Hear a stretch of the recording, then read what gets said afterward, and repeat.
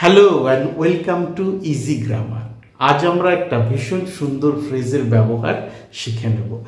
আজ আমি যে ফ্রেজটা তোমাদের সামনে আনতে চলেছি তার সাথে কিন্তু গতকাল যে ফ্রেজটা নিয়ে আমি আলোচনা করেছি তার সাথে গঠনগত কিছু মিল আছে, কিন্তু অর্থটা হবে সম্পূর্ণ আলাদা। তো কি সেই ফ্রেজ সেটা জেনে নেওয়ার আগে আমরা বরং বোর্ডে লেখা বাংলা বাক্যগুলো একটু পড়ে নিই, এতে তোমাদেরও বুঝতে অনেকটাই সুবিধা হবে। তার বক্তৃতা চিরস্মরণীয় হয়ে থাকবে। হয়তো কোনো প্রফেসর বা কোনো ব্যক্তি জনসমক্ষে কিছু বলেছেন, কিন্তু তিনি এমন কিছু বলেছেন যে সেটা কোনোদিন ভোলা যাবে না, সেটা চিরস্মরণীয় হয়ে থাকবে। মেয়ের বিয়েতে সদানন্দবাবু যে বিশাল আয়োজন করেছিলেন তা ইতিহাস হয়ে থাকবে। এলাকার বিখ্যাত ধনী ব্যক্তি সদানন্দবাবু, তার মেয়ের বিয়ে, আয়োজন তো বিরাট হবেই, কিন্তু এত বড় আয়োজন এই এলাকার লোক দেখেনি, তাই তাদের মনে থাকবে কি বিরাট আয়োজন সদানন্দবাবু করেছিলেন, তারা এটা কোনোদিন ভুলতে পারবে না।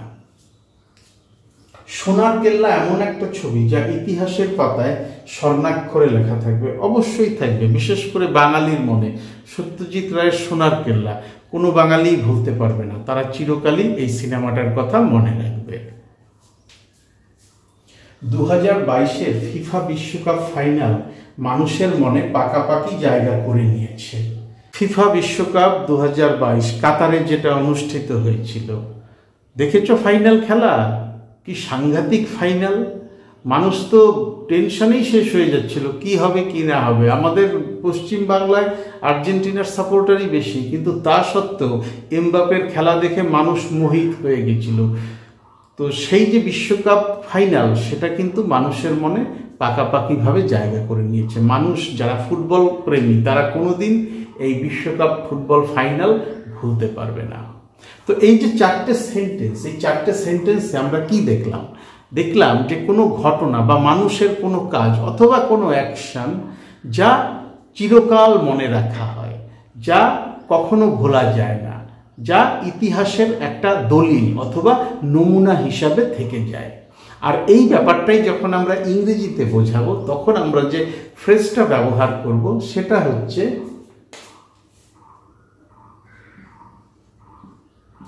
Two go down in history. Two go down in history এই ফ্রেজটাই প্রকাশ করবে যে কোনো ঘটনা বা কোনো কাজ মানুষের যা কখনো ভোলা যায় না বা যা চিরকাল মনে রাখা হয়।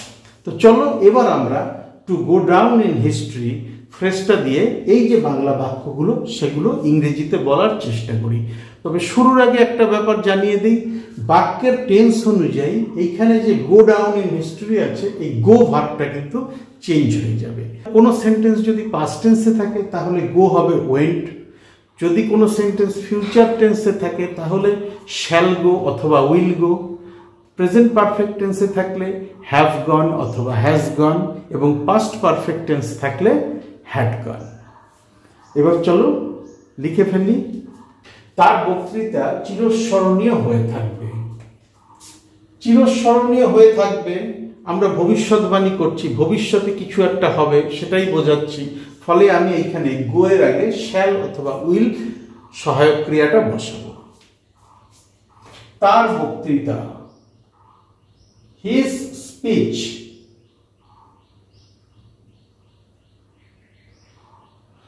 চিরস্মরণীয় হয়ে থাকবে। এখানে আমি উইল ব্যবহার করব সহায়ক ক্রিয়া ভবিষ্যৎকালটা বোঝাতে।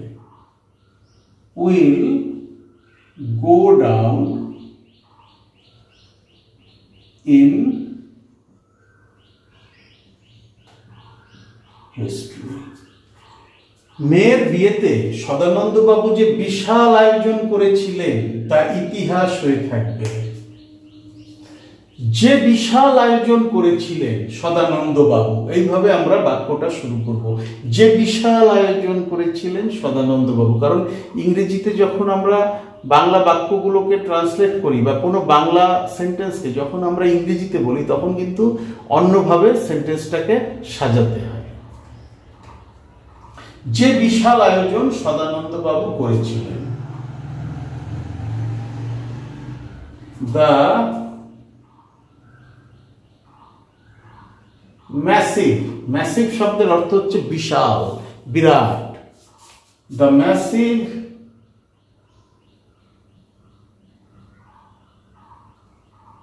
অ্যারেঞ্জমেন্টস, যে বিশাল আয়োজন সদানন্দ বাবুর দ্বারা হয়েছিল, by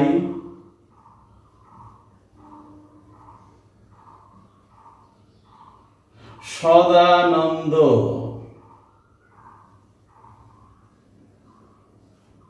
the massive arrangements by Sadananda বাবু কিসের কারণে হয়েছিল? মেয়ের বিয়েতে। কার মেয়ের বিয়েতে? সদানন্দ বাবুরই মেয়ের বিয়েতে। ফর হিজ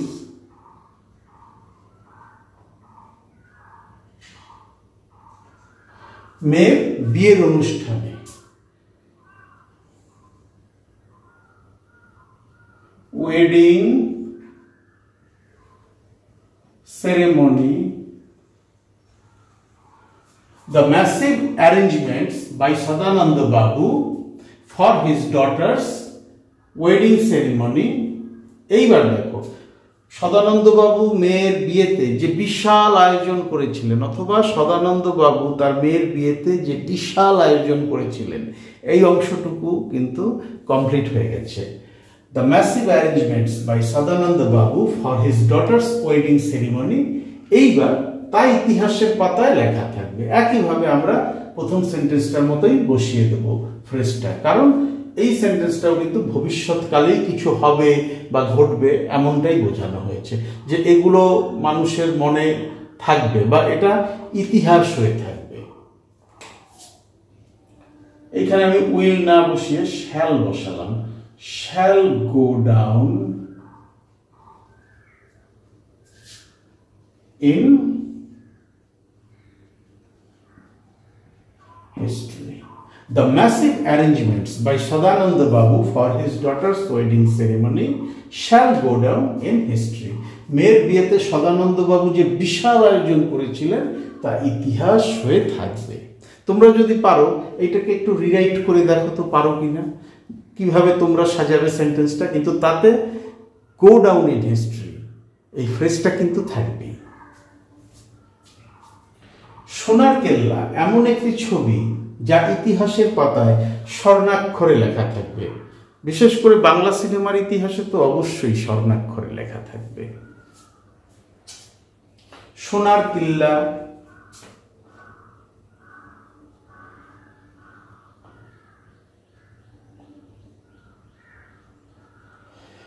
এমন একটা ছবি, is such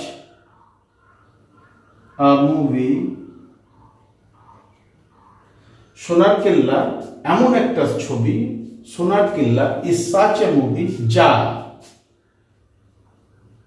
that ইতিহাসের পাতায় স্বর্ণাক্ষরে লেখা থাকবে। এটাও ফিউচার টেন্সেই আছে, ভবিষ্যতে কিছু হবে বা ঘটবে এমনটাই বোঝানো হয়েছে। তাই আমি এখানে উইল ব্যবহার করব সহায়ক ক্রিয়া। উইল গো ডাউন ইন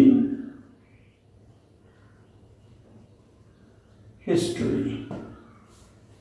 সোনার Kella is such a movie that will go down in history. Sonar Kella এমন একটা ছবি যা ইতিহাসের পাতায় স্বর্ণাক্ষরে লেখা থাকবে। 2022-এর ফিফা বিশ্বকাপ ফাইনাল মানুষের মনে পাকাপাকি জায়গা করে নিয়েছে। তো চলো এটাও লিখে দিই। The FIFA World Cup 2022, FIFA বিশ্বকাপ 2022-এর final, the FIFA World Cup 2022 final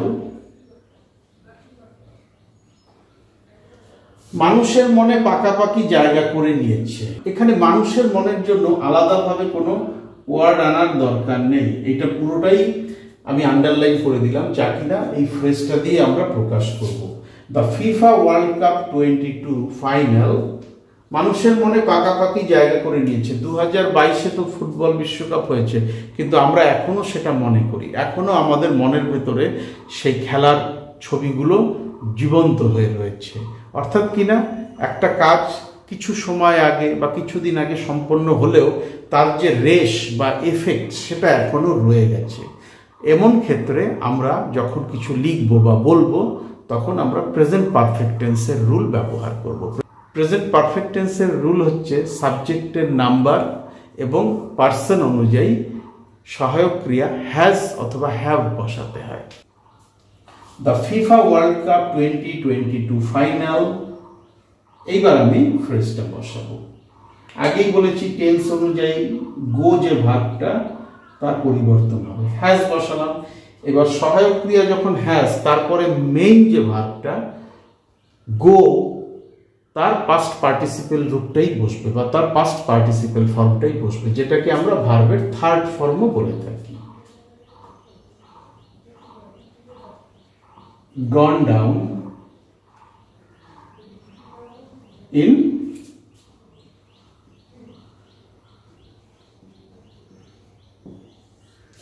in history. The FIFA World Cup 2022 final has gone down in history. 2022-এর ফিফা বিশ্বকাপ ফাইনাল মানুষের মনে পাকাপাকি জায়গা করে নিয়েছে। কোনো কাজ বা কোনো ঘটনা যা ভোলা যায় না, যা চিরকাল মনে রাখা হয়, এমনটা বোঝাতেই to go down in history ফ্রেজটা ব্যবহার করা হয়। এবার তোমরা to go down in history ফ্রেজটা দিয়ে বাক্য গঠন করো, নিজেদের ভেতরে ইংরেজিতে কথা বলো, কিছু সেন্টেন্স নিজেরাই তৈরি করো। আর যদি দরকার মনে করো, বোর্ডের একটা স্ক্রিনশট নিয়ে রাখো। এই স্ক্রিনশটটাই তোমরা যখন প্র্যাকটিস করবে তখন রেফারেন্স হিসাবে ব্যবহার করবে যে কিভাবে ফ্রেজটা সেন্টেন্সে ইউজ করতে হয়। ভীষণ সহজ একটা ফ্রেজ এবং সেন্টেন্সগুলিও ভীষণ সহজ। তবুও যদি মনে হয় কোথাও কঠিন, আমার ভিডিওর কমেন্ট সেকশনে লিখে পাঠাও। ডেসক্রিপশন বক্সে আমার ইমেল অ্যাড্রেস দেওয়া আছে, চাইলে সেখানেও যোগাযোগ করে নিতে পারো। Thank you so much for your time and attention and have a nice day.